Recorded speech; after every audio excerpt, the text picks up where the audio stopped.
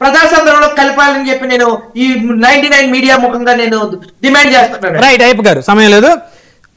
వంశీ గారు, అంబటి రాంబాబు గారు మాట్లాడి వినే ఉంటారు. 50 లక్షలు కాదు, ₹1 కోటి అవుతుంది ఆయన సొమ్ము, జగన్మోహన్ రెడ్డి గారి సొమ్ము. సో ఆయన వస్తారు, వీళ్ళకేంటి కడుపు నొప్పి, మీరేమైనా ఇస్తున్నారా డబ్బులు?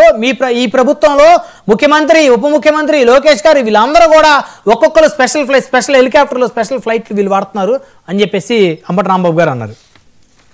సార్ ఇప్పుడు ఇంకో మాట కూడా అన్నారు సార్ ఆయన అన్న ఇంకో మాట ఏంటంటే, వాళ్ళ నాన్న ముఖ్యమంత్రిగా చేశాడు, ఆయన ముఖ్యమంత్రిగా చేశాడు, స్పెషల్ ఫ్లైట్ లో వెళ్ళలేడా అన్నాడు.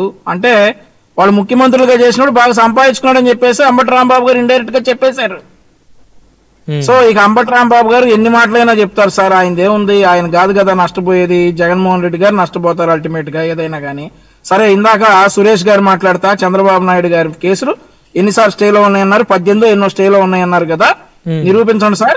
చంద్రబాబు నాయుడు గారి మీద స్కిల్ స్కామ్ అనే ఒకటువంటి కేసు మీరు పెట్టినటువంటి అక్రమ కేసు తప్ప, ఆఖరిగా లక్ష్మీ పార్వతి గారు పెట్టినటువంటి అక్రమాస్తుల కేసును కూడా సుప్రీంకోర్టు కొట్టివేసింది 2022 సెప్టెంబర్ లో.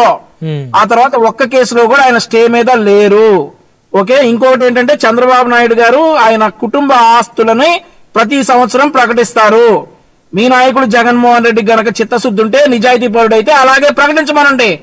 చంద్రబాబు నాయుడు గారు ప్రతి సంవత్సరం ఆయనకు ఉన్నటువంటి ఆస్తులు ప్రకటిస్తారు. దీనికంటే రూపాయి ఎక్కువ ఉన్నా గానీ మీరు నిరూపించుకోవచ్చు అని చెప్పి చంద్రబాబు నాయుడు గారు చెప్తారు. హెరిటేజ్ ద్వారా వచ్చినటువంటి ఆస్తులను కూడా వారు ప్రతి సంవత్సరం ప్రకటిస్తారు. మరొకటి ఏంటంటే చాలా కామెడీ చెప్పారు, గాంధేయవాది అంటే జగన్మోహన్ రెడ్డి గారు, ఆయన పార్టీ.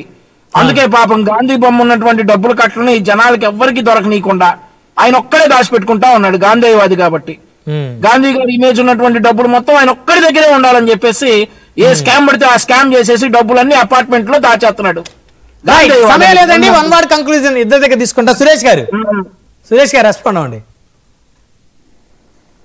సురేష్ గారు